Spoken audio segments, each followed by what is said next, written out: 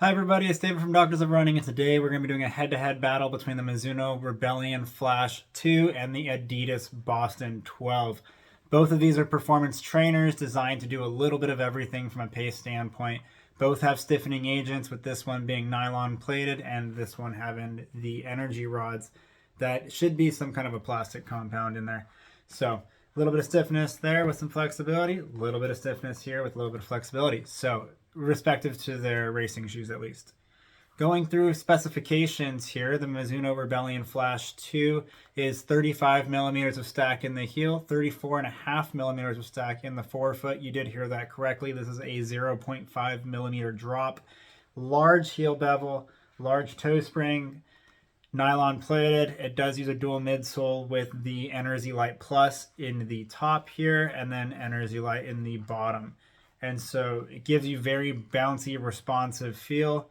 And I didn't give it to you in grams. We have 243 grams men's size 9 in the Rebellion Flash 2.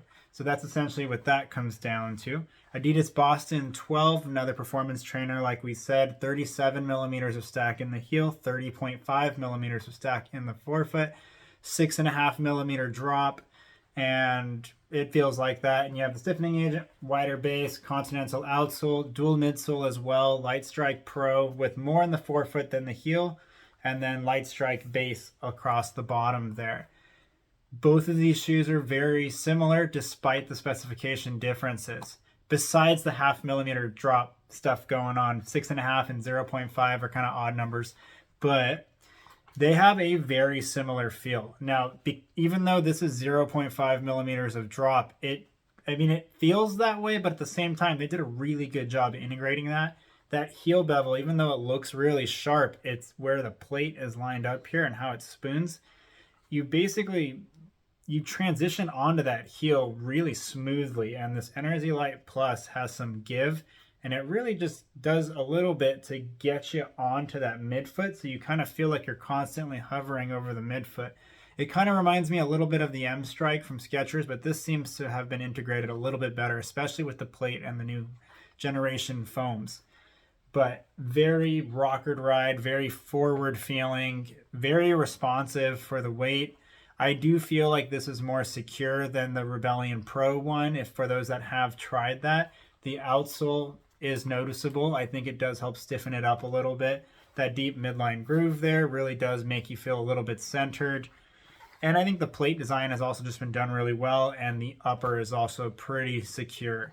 There's a flexible heel counter, but for the most part, this thing is just kind of a tight lockdown, almost like a track spike upper, but there is a decent amount of forefoot width and volume.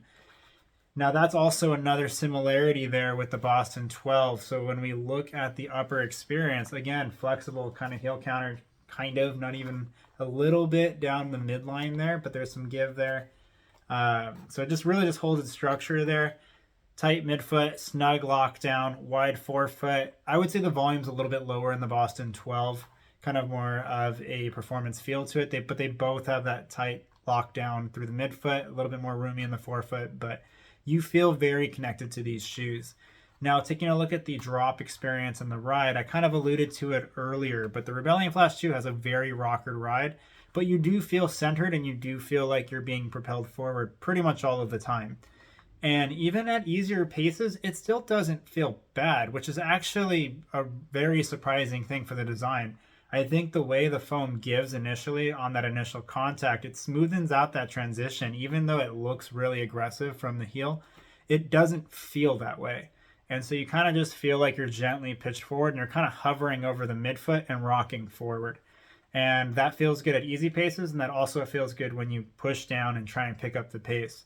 So it's been a really solid shoe for even daily runs, but mostly tempo work and things like that. I have done some time at marathon pace in this shoe, and it felt really good. It's a very nice training companion, which can be the same said for the Boston 12. And so despite the drop differences, I do feel like the Adidas Boston 12, if you're standing in it, you're not going to feel quite as rockered. I mean, this is definitely more of a flatter geometry. There's more toe spring in the front, and both of these forefoots feel very similar. You have a lot of Light Strike Pro here, So you have that rounded kind of falling forward and a really lively responsive midsole kind of giving you a bounce at that toe off. The heel is definitely more mild on the Boston 12, but it still kind of maintains a little bit of a flatter geometry despite having a posterior lateral heel bevel. If you look at the just general design here, it really, there's a little bit of give from the Lightstrike Pro, but it's kind of flatter, and it really kind of wants you to stay on that midfoot as well. So despite not having that giant cutout, those initial contacts actually feel kind of similar with that firm Lightstrike and how it's just set up. You kind of, both of these shoes run well when you're slightly pitched forward. Looking at how stiff they are and how they feel, surprisingly, they again feel pretty similar here. Looking at the Boston 12, now I have more miles on this. I'm north of 100 miles. It's probably broken in a little bit, but so it looks like there's a little bit more flexibility. There probably is, at least based on what I can tell. There's also just more foam in the Rebellion Pro 2, but they both feel pretty rigid, but they have just enough flex to it where you can notice it, and it almost feels like it helps that toe off. So they both have these lively, bouncy forefoots, and you kind of feel like you're constantly getting kind of pitched forward, which is nice. From a stability standpoint, now if you're just going in a straight line, they're both pretty darn good, and it's actually really surprising how well the Rebellion Flash 2 does at that. They both can be a little wishy-washy when you're turning. I will say the Boston 12 is better at that. But if you're going to be running any dirt, gravel, trail, any kind of varying terrain, the Boston 12 is probably going to win in that one. You just have a little bit more outsole coverage, a little bit of a wider base, a little bit less dramatic of a geometry. Like you can kind of use it more like that daily trainer and tackle a couple different footings. But I will say, if you're going to be tackling a lot of road miles and you're just kind of mainly doing bike path or road kind of turns, the Rebellion Flash 2 does pretty darn good. And so I would probably take the nod on the Rebellion Flash 2 if I was going to be doing some long road stuff. So they're both really good training companions. I've taken both of these shoes down to marathon pace. They both feel smooth. They both have lively toe offs. I'll just say the geometry is a little bit more forward in the Rebellion Flash 2. Boston 12 is a little bit more just balanced, I guess you could say. Like kind of you can sit back on it a little bit more. But they're both really good. And the weight isn't too bad on either of them either. Like, I mean, 9.4 feels like it could be a little on the heavy side for the Boston 12. But there's enough in it that makes up for that. And the shoe still comes off lively, and it's a nice performance trainer. 8.5 ounces for this shoe actually feels kind of crazy for how much is going on in that midsole and how much foam there is. But yeah, both really good performance trainers. I think I'm going to be reaching for the Rebellion Flash 2 quite a bit this year. And the same for the Boston 12 once I kill this thing. So far, it's holding up pretty well.